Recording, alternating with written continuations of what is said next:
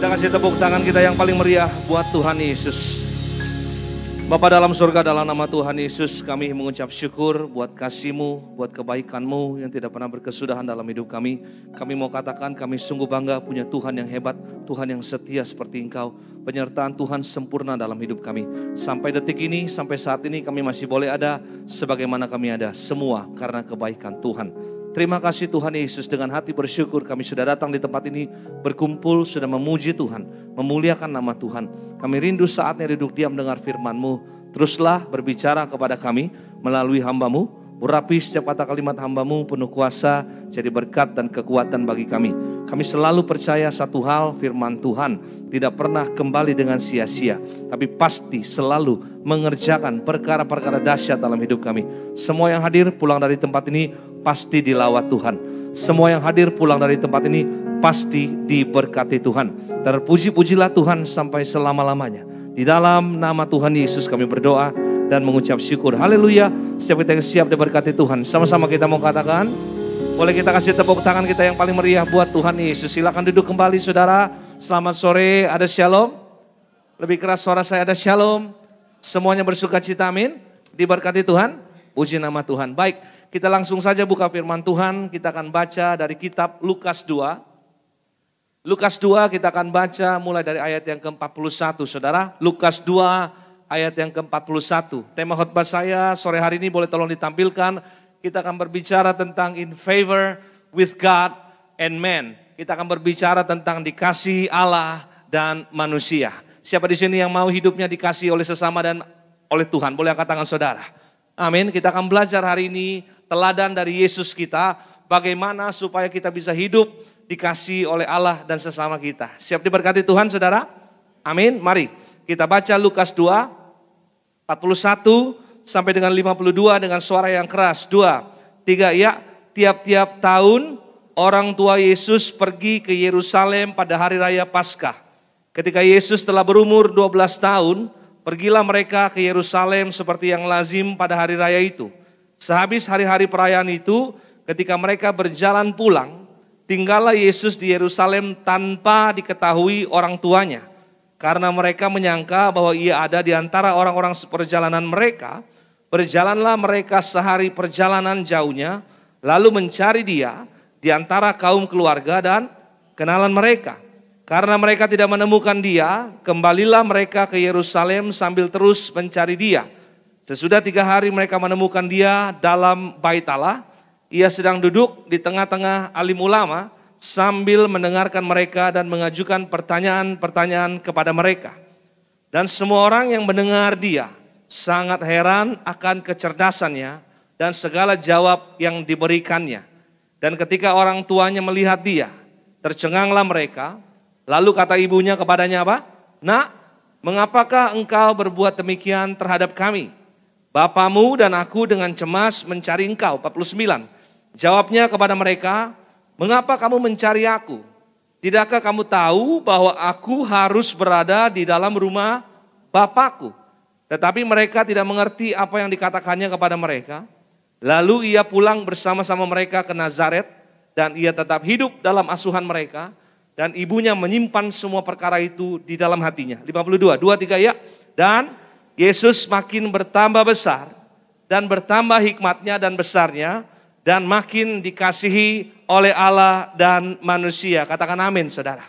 Amin. Firman Tuhan yang kita baca ini menceritakan tentang kisah perjalanan Yesus ke Yerusalem. Bersama dengan kedua orang tuanya pada waktu Yesus berumur 12 tahun. Nah yang jadi masalah adalah begini.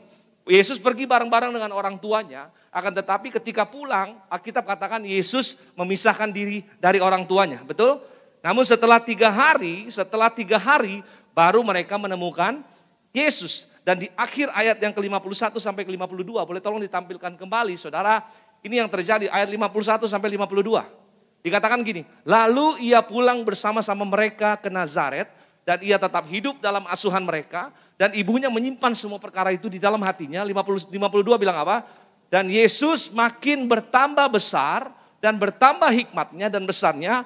Dan makin dikasihi oleh Allah dan manusia. In favor with God and man. Setelah Yesus bertambah besar, Yesus makin dikasihi oleh Allah dan manusia. Saudara, perhatikan baik-baik. Ada banyak orang yang begitu populer di dunia ini. Mereka punya banyak fans, banyak penggemarnya, disanjung banyak orang, kemana-mana jadi pusat perhatian orang. Tapi saya mau bilang begini, belum tentu ia mengerjakan apa yang baik di mata Tuhan, betul? Ada orang sebaliknya. Ada orang yang begitu saleh, begitu taat melakukan apa yang Tuhan kehendaki, kemudian punya integritas moral yang tinggi, tetapi malah dibenci oleh banyak orang. Ada orang yang seperti itu, saudara. Nah, kalau ada orang yang dikasihi oleh sesama dan dikasihi oleh Tuhan, saya mau bilang ini orang yang sangat ideal sekali. Yang setuju boleh bilang amin. Amin. Kalau ada orang yang dikasihi oleh sesama dan Tuhan, saya mau bilang ini manusia yang ideal. Alkitab mencatat hanya ada 2 orang di dalam Alkitab yang dikasihi oleh Allah dan manusia. Siapa itu? Yang pertama namanya Samuel. Nanti saudara boleh baca di 1 Samuel 2. Yang kedua namanya Yesus, Tuhan kita. Dan hari ini kita akan belajar langsung dari Tuhan kita Yesus. Yesus mengajarkan kepada kita untuk saudara dan saya bisa menjadi pribadi-pribadi yang dikasihi oleh sesama dan dikasihi oleh Tuhan. Bagaimana caranya? Kita akan belajar dari teladan Yesus. Ada 3 cara, 3 ways on how to live in favor with God and men. Ada 3 cara bagaimana kita dikasihi oleh Allah dan manusia. Saudara siap diberkati Tuhan? Amin. Yang pertama, coba kita lihat di ayat yang ke-46. Apa yang Yesus ajarkan kepada kita yang pertama, bagaimana supaya kita dikasihi oleh Allah dan manusia. Dikatakan begini, sesudah 3 hari mereka menemukan dia di dalam bait Allah. Ia sedang duduk di tengah-tengah alim ulama sambil mendengarkan mereka dan mengajukan pertanyaan-pertanyaan kepada mereka. Perhatikan baik-baik. Alkitab bilang, sesudah 3 hari mereka menemukan Yesus. Yesus ada di mana? Ada di mana? Yesus ada di dalam bait Allah. Yesus sedang ngapain saudara di dalam bait Allah? Alkitab katakan ia sedang duduk di tengah-tengah alim ulama. Sambil ngapain?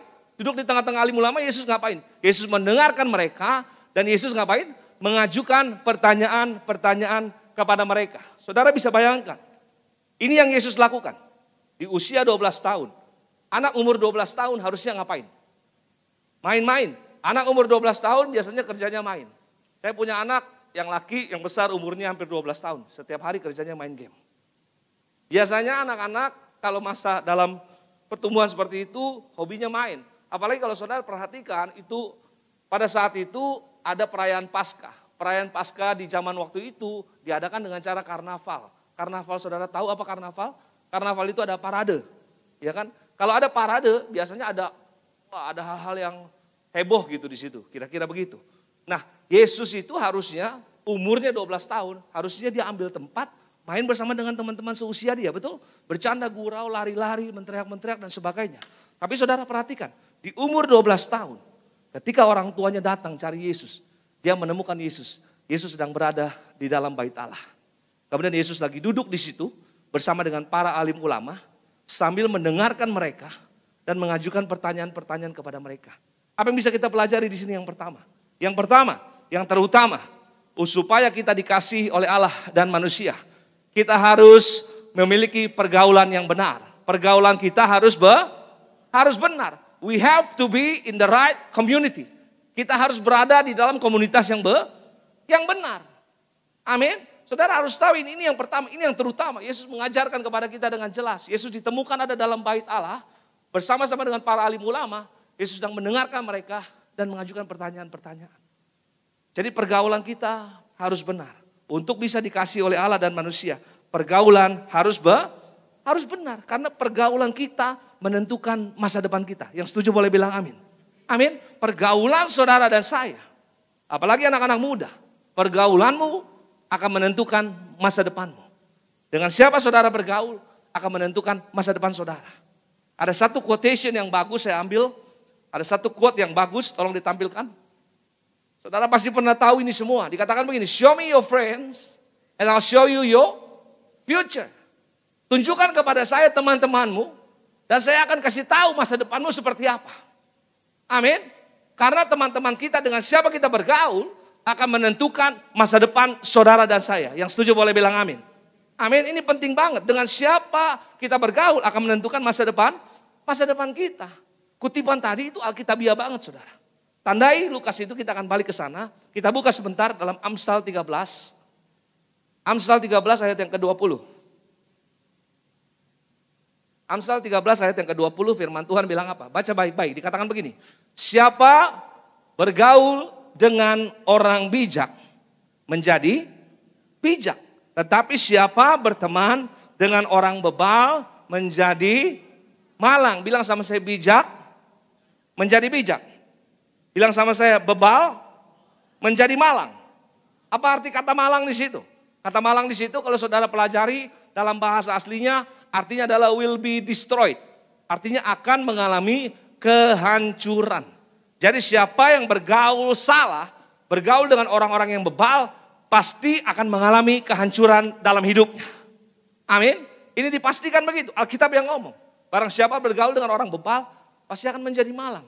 Akan mengalami kehancuran dalam hidupnya. Untuk bisa menjadi pribadi yang lebih baik atau buruk.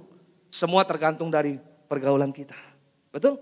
Kalau saudara bergaul dengan orang arogan, jadinya apa? Pasti jadi arogan. Jadi sombong. Jadi belagu. Kalau saudara bergaul dengan orang curang, ikut curang gak kira-kira? Pasti. Pasti ikut curang. Kalau saudara bergaul dengan buaya, jadinya apa? Jadi biawak. Atau jadi bapaknya buaya, saudara. Ya, gak ada orang yang bergaul dengan orang yang salah kemudian jadi benar, gak ada. Kalau saudara bergaul dengan penjudi, mohon maaf, saudara jadi apa? Ikut-ikutan judi gak kira-kira? Pasti. Pasti ikut judi. Kalau saudara bergaul dengan penjahat, saudara jadi jahat. Gak ada orang bergaul dengan penjahat kemudian jadi superhero, gak ada. Saya hancurkan teman-teman saya, gak ada. Kalau kita bergaul dengan penjahat pasti akan jadi jahat. Bergaul dengan tukang gosip, ikutan gosip gak kira-kira? Pasti. Lu tahu gak? Kemarin gue lihat dia cowoknya ganti loh. Aduh itu orang ganti-ganti cowok melulu, lu tahu gak? Iya lu bener lu, ternyata begini. Wah, akan ikut terus. Saudara gaul dengan tukang gosip, maka saudara gak akan bisa jaga mulut saudara. Amin. Saudara akan ikut-ikutan gosip, ngomongin orang. Makanya gini loh, pergaulan kita menentukan. Amin saudara, dengan siapa kita bergaul. Tapi kalau kita bergaul dengan orang-orang pintar, kita bergaul dengan orang sukses, kita bergaul dengan orang-orang yang positif, maka pasti akan ikut dengan mereka. Yang setuju boleh kasih tepuk tangan yang paling meriah buat Tuhan Yesus. Amin. Nah saudara catat baik omongan saya, boleh highlight. Tidak ada orang yang menghargai pergaulan yang salah. Saya ulang sekali lagi. Tidak ada orang yang menghargai pergaulan yang salah. Orang kalau bergaul salah, saya mau bilang orang pasti akan ngomongin. Betul gak? Ya kan kalau kita bergaul salah, orang pasti akan hina. Dia akan bawa-bawa orang tua kita. Pasti dia akan ngomong begini. Papa mamanya kok kasih ya? Kok begitu ya? Kok keluarganya begini? Pasti. Gak ada orang yang menghargai pergaulan yang salah saudara. Kita akan menjadi bahan gunjingan orang. Kita akan diomongin orang. Kita akan dihina oleh orang. Dan pasti akan dijauhi oleh orang. Betul? Betul. Makanya gak ada yang menghargai pergaulan yang salah. Ingat, sekali saudara salah. Apalagi sampai meninggalkan bekas. Selamanya pasti akan berbekas. Ingat baik-baik itu. Sekali kita salah, tinggalin bekas nih. Pasti selamanya akan berbekas. Makanya sebelum terlambat, bilang sama kanan kiri. Sebelum terlambat sayang, bilang begitu. Kurang kencang, bilang sama kanan kiri. Sebelum terlambat sayang. Yang live streaming juga boleh ikutan. Colek orang sebelahnya bilang sebelum terlambat sayang. Amin, saya katakan sekali lagi. Sebelum terlambat, ubah cara hidup saudara. Milikilah pergaulan yang pergaulan harus benar.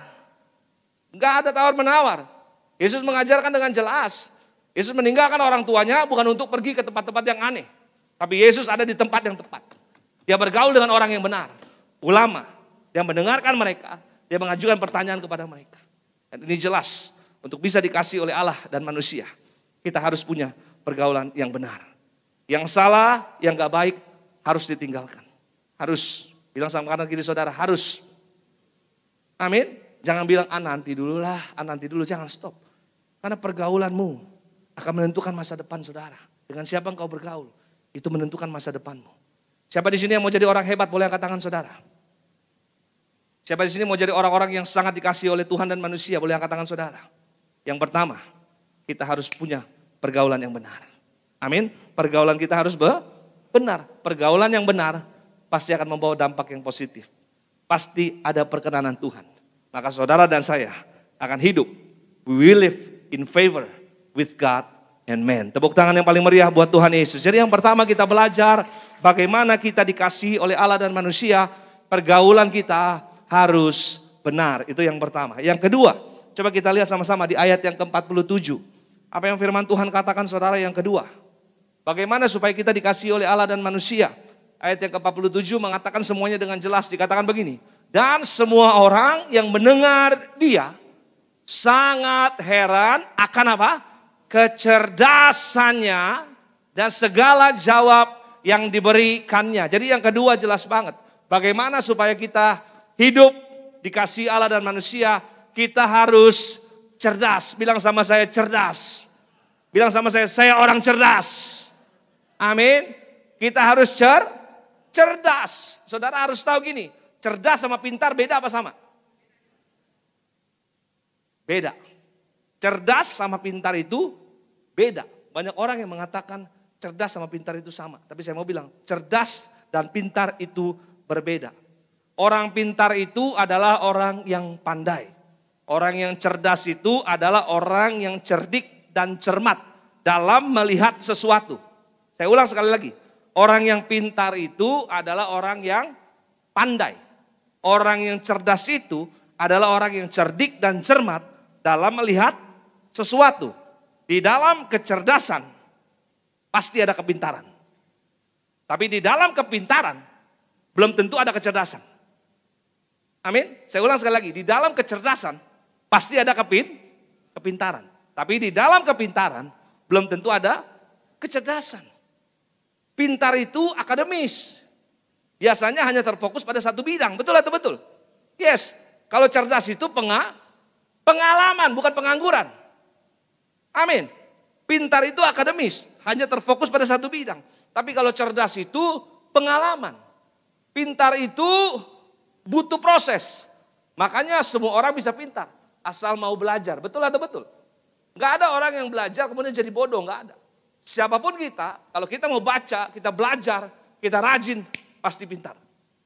Amin. Pintar itu butuh proses. Semua orang yang mau belajar, pasti akan pintar.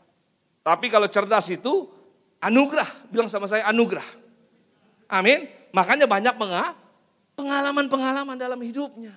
Itu. Orang cerdas itu anugerah saudara. Makanya banyak pengalaman-pengalaman dalam hidup. Ketemu pengalaman ini. Setiap pengalaman akan membawa kita kepada level selanjutnya. Yang setuju boleh bilang amin.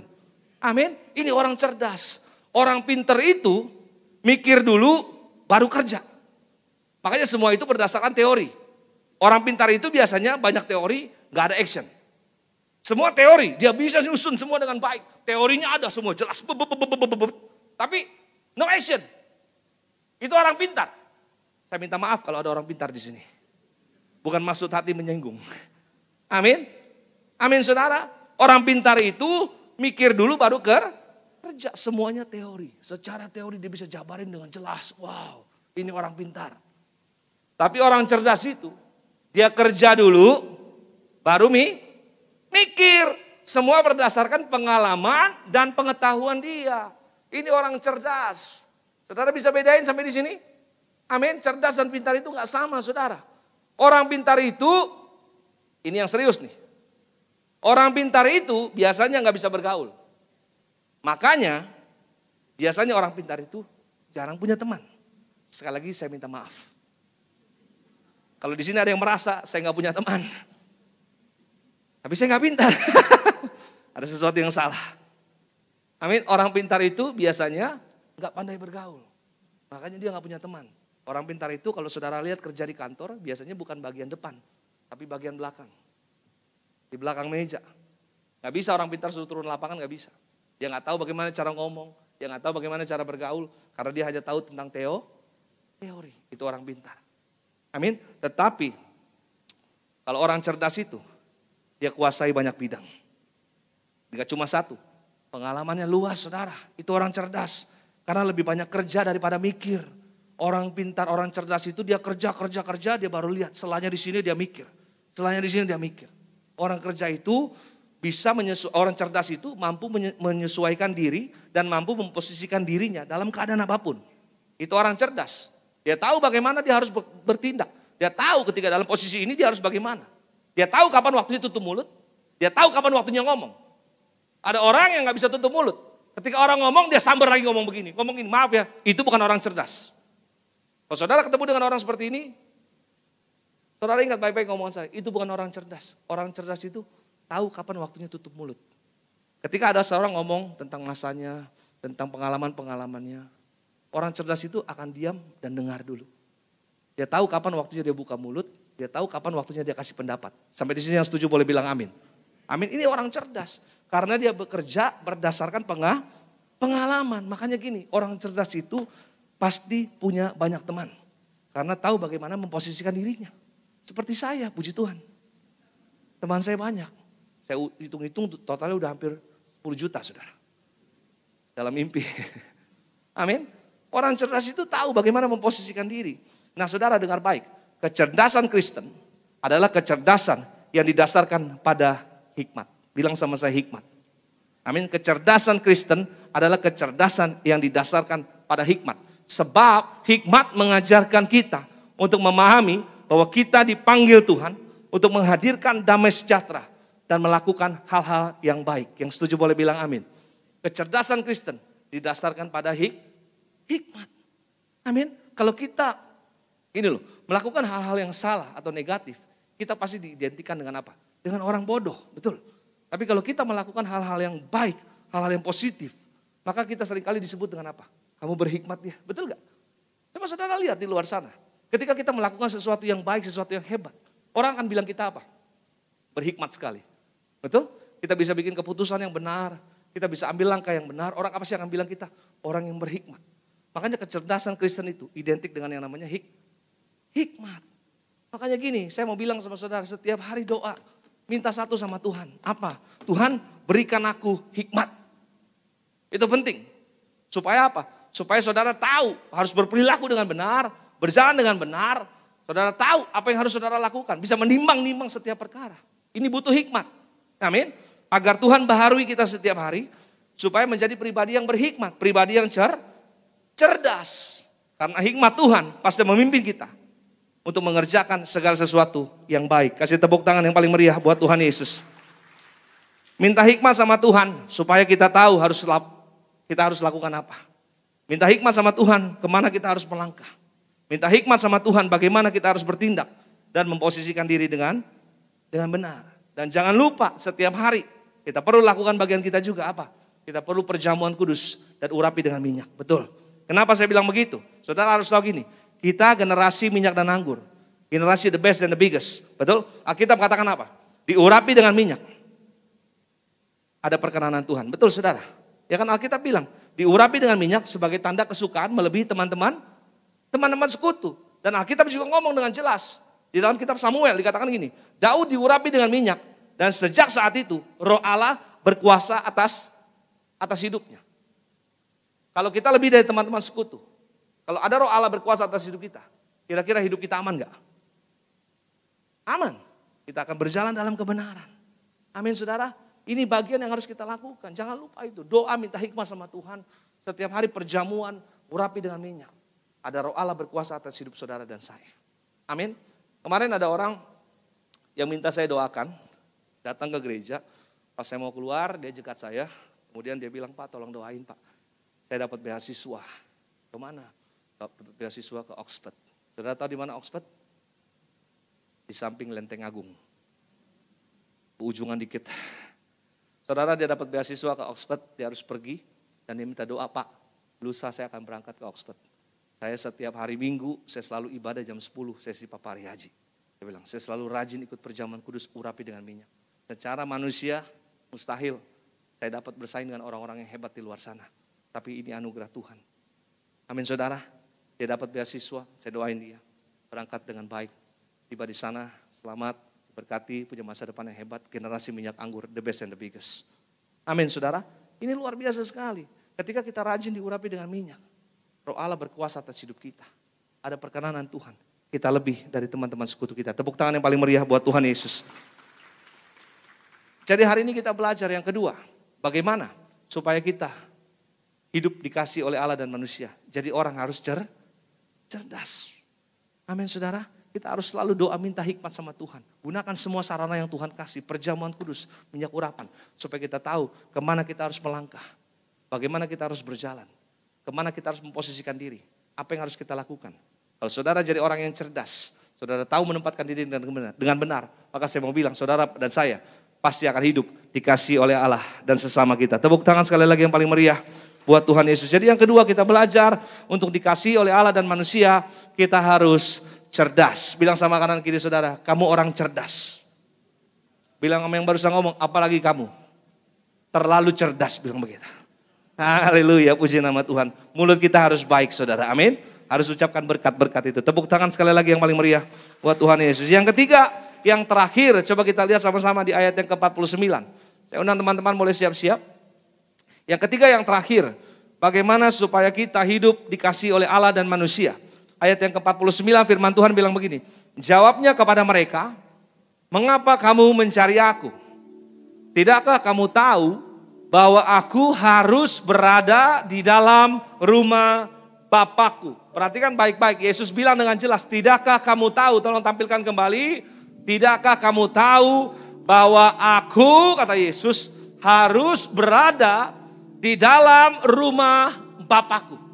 Amin. Kata kuncinya adalah berada di dalam rumah Bapa. Nah saudara, berada di dalam rumah Bapa ini berbicara tentang apa sih? Berada di dalam rumah Bapa satu hal berbicara tentang persekutuan. Betul atau betul? Iya kan? Kalau kita datang ke rumah Bapa, datang ke rumah Tuhan, tujuannya untuk apa? Ibadah. Ada persekutuan, betul. Jadi yang ketiga, ketika Yesus menjadi orang yang dikasih Allah dan manusia, apa yang Yesus ajarkan? Bagaimana supaya kita dikasih Allah dan manusia?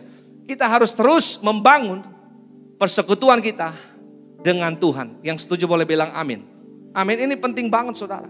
Untuk bisa dikasih Allah dan manusia, kita harus terus membangun persekutuan dengan Tuhan.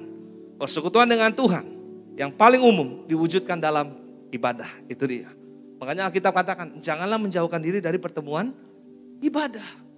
Alkitab selalu ingatkan itu, janganlah kita menjauhkan diri dari pertemuan ibadah. Di dalam ibadah ada doa, pujian penyembahan, ada firman, perjamuan kudus dan minyak urapan. Betul? Amin. Orang yang rajin cari Tuhan, orang yang sungguh-sungguh hidup dalam persekutuan dengan Tuhan. Bilang sama saya sungguh-sungguh. Pasti akan mengalami dampak dalam hidupnya. Kenapa saya bilang sungguh-sungguh? Karena ada banyak orang yang ke gereja cuma sekedar ikut-ikutan. Apalagi malam minggu, datang ke gereja jam 5, ikut sama pacarnya. Tapi di sini nggak ada. Di sini semua baik-baik. Bilang amin dulu. Amin. Yes. Saya bilang sungguh-sungguh kenapa? Karena ada banyak orang yang datang ke gereja nggak sungguh-sungguh, hanya ikut-ikutan, nyembah nggak mau. Kemudian dengar firman tersinggung, baper. Kemudian doa kalau lagi butuh aja, betul? Ketika orang lagi doa dia main handphone. Ketika orang lagi nyembah dia telepon. Bayangin saudara. Ini saya mau bilang ini bukan orang yang sungguh-sungguh. Dia menganggap ibadah hanya sebagai rutinitas saja. Tapi padahal kalau saudara sadar arti pentingnya persekutuan dengan Tuhan, saudara akan tahu bahwa orang yang cari Tuhan gak akan pernah sia-sia. Amin. Persekutuan kita dengan Tuhan gak akan pernah sia-sia. Saudara punya jam doa sendiri di rumah. Saudara datang ke gereja doa dengan sungguh-sungguh. Saudara datang lebih awal gak terlambat. Itu adalah bagian daripada keseriusan saudara dalam mencari Tuhan. Amin. Saudara nyembah dengan sungguh-sungguh. Dengar firman fokus. Maka saya sungguh bangga zaman sekarang, zamannya sosial media banyak orang yang catat firman Tuhan. Ya kan, kemudian di post, di tag pendetanya. Ini orang yang sungguh-sungguh dalam Tuhan. Yang dengar, fokus dengar firman Tuhan. Amin. Kemudian rajin perjamuan kudus, rajin diurapi dengan minyak. Saya mau bilang pasti tidak akan pernah sia-sia. Amin saudara. Sebagai penutup kita lihat satu ayat firman Tuhan. 1 Korintus 15 ayat 58. Ini yang firman Tuhan bilang, bukan saya yang ngomong. Karena itu kita baca. Saudara-saudaraku yang kekasih, berdirilah teguh, jangan goyah, dan giatlah selalu dalam pekerjaan Tuhan. Sebab kamu tahu bahwa dalam persekutuan dengan Tuhan, jerih payahmu tidak akan sia-sia. Bilang sama saya, jerih payah saya tidak akan pernah sia-sia. Lebih keras lagi bilang sama saya, jerih payah saya tidak akan pernah sia-sia. Boleh kasih tepuk tangan yang paling meriah buat Tuhan Yesus. Orang yang rajin bersekutu dengan Tuhan. Sedikit lagi. Orang yang rajin bersekutu dengan Tuhan gak akan pernah kehilangan gairah dalam hidupnya. Saya ulang sekali lagi. Kalau orang rajin bersekutu dengan Tuhan, dia gak akan pernah kehilangan gairah dalam hidupnya. Ada banyak orang di luar sana, saudara punya segalanya tapi gak ada gairah dalam hidup. Betul? Makanya dia kehilangan. Dia memilih untuk bunuh diri. Tapi orang kalau rajin bersekutu dengan Tuhan, dia gak akan pernah kehilangan gairah dalam hidupnya. Dia sadar, dia berharga. Bilang sama saya berharga. Amin. Dia sadar bahwa dia dikasihi Tuhan. Bilang sama saya dikasihi Tuhan.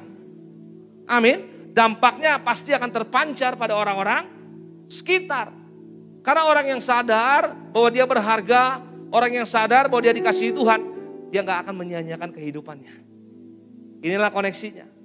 Kita cari Tuhan, kita bangun persekutuan dengan Tuhan. Gak akan pernah sia-sia. Kalau rajin bersekutu dengan Tuhan, kita akan sadar bahwa kita berharga. Kita akan sadar Tuhan sayang sama saya. Kalau orang yang sadar bahwa dia dikasihi Tuhan, kalau orang yang sadar bahwa dia berharga di mata Tuhan, gak akan menyia-nyiakan hidupnya. Dengan apa? Dengan hal-hal yang sia-sia. Betul?